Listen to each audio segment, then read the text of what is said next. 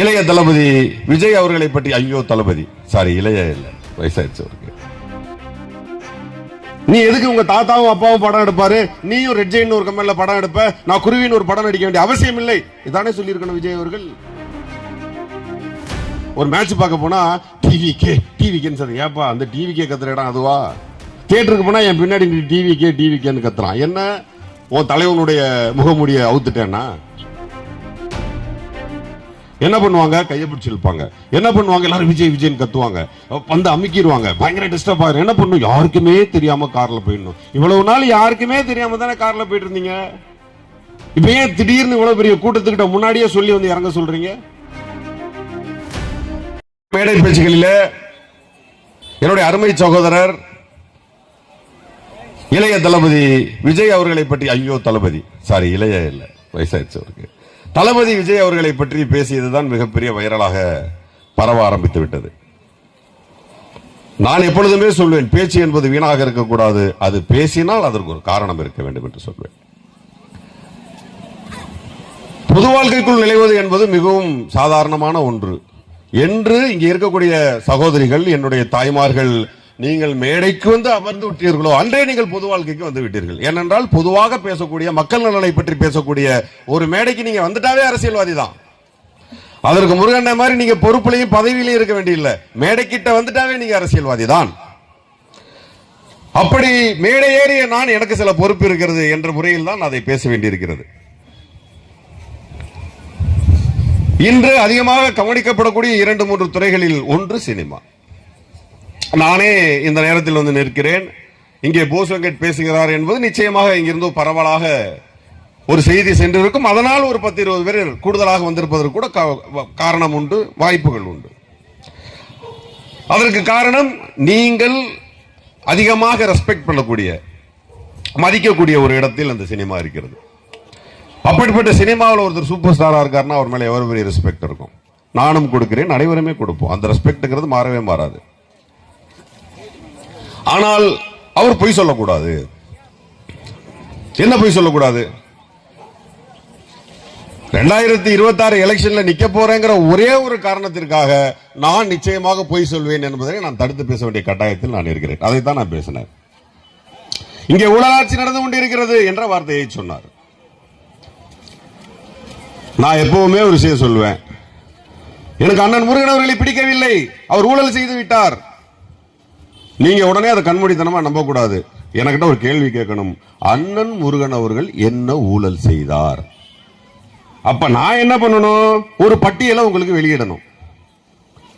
அவர் என்று இந்த ஊழலாட்சியை அகற்றுவோம் என்று 6 மாதங்களுக்கு முன்பு சொன்னாரோ அன்றைக்கே நான் கேட்டேன், அந்த ஊழல்களை பட்டியலிடுங்கள் என்று கேட்டேன். இன்று வரை பட்டியலிடவில்லை. அப்ப என்ன அர்த்தம்? பொய் சொல்கிறார். இதான் நான் மேடையில் சொன்னேன். வாரிசு அரசியல் அப்படின்னாரு. உடனே நான் என்ன சொன்னேன்? நீங்கள் வாரிசு இல்லையா என்று கேட்டேன். உங்களுடைய தாத்தால ஆரம்பிச்சு உங்களுடைய மகன் வரையில் அவர் இயக்குநராக வந்திருக்கிறார், அப்ப அது வாரிசு இல்லையா என்று கேட்டேன். நான் இன்னொரு விளக்கம் கூட கொடுக்கிறேன் உங்களுக்கு. டாக்டர் கலைஞர் அவர்கள் எழுதாத வசனங்களா? சினிமாவை புரட்டி போட்ட வசனங்களை எழுதியவர் டாக்டர் கலைஞர் அவர்கள்.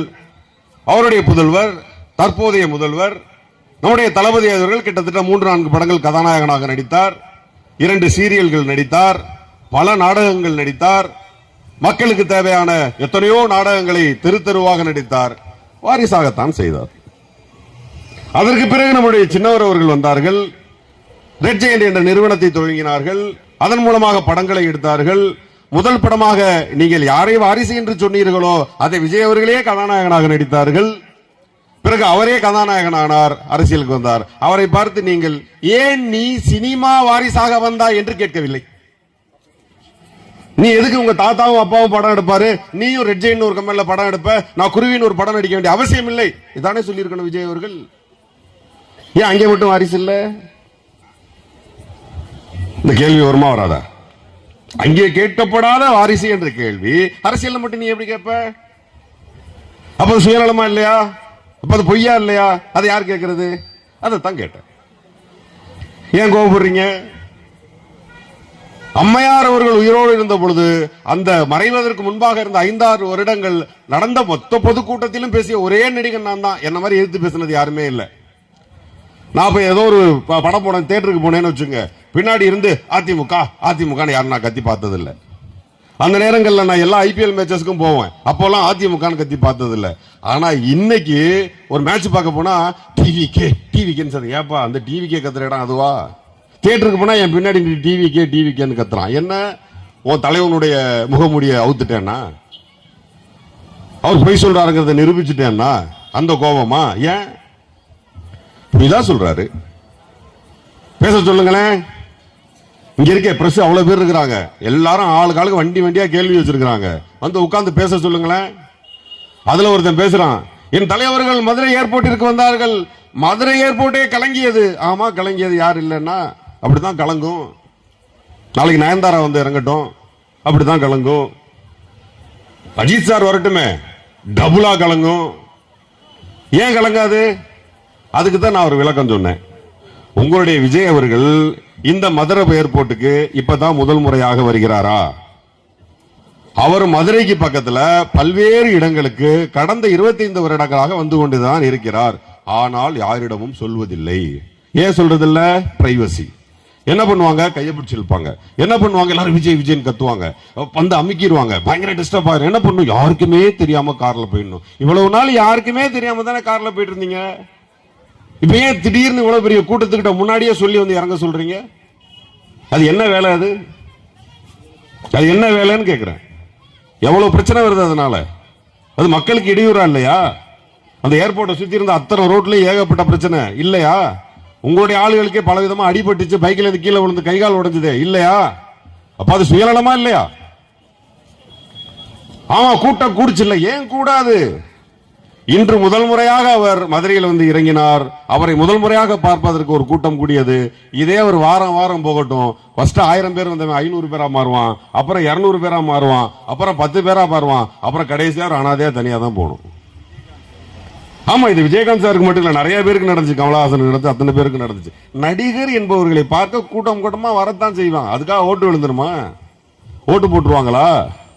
நான் மீண்டும் மீண்டும் சொல்கிறேன், அந்த இவிஎம் மிஷின் இருக்கு இல்லையா, அதிலே கை வைப்பவர்கள் இருக்கிறார்கள் இல்லையா, அவர்களுக்கு நடிகன் என்பது தெரியாது, அரசியல்வாதி என்பது தெரியாது, சொந்தக்காரன் என்பது தெரியாது, சாதிக்காரன் என்பது தெரியாது. எல்லாவற்றையும் மீறி ஒன்றே ஒன்றுதான் நிற்கும், அவன் எனக்கு என்ன செய்தான், இவனால் என் குடும்பத்திற்கு என்ன நடந்தது, இதனால் என் ஊரில் என்ன மாற்றங்கள் நடந்தது, இதனால் என் மாநிலத்தில் என்ன மாற்றங்கள் நடந்தது என்று பார்ப்பவர்கள் தான் வாக்களிப்பார்களே தவிர நீ என்ன சினிமா நடித்தாய் என்பதை எந்த காலத்திலும் மக்கள் பார்க்கவே மாட்டார்கள். அது வாக்காக மாறவே மாறாது.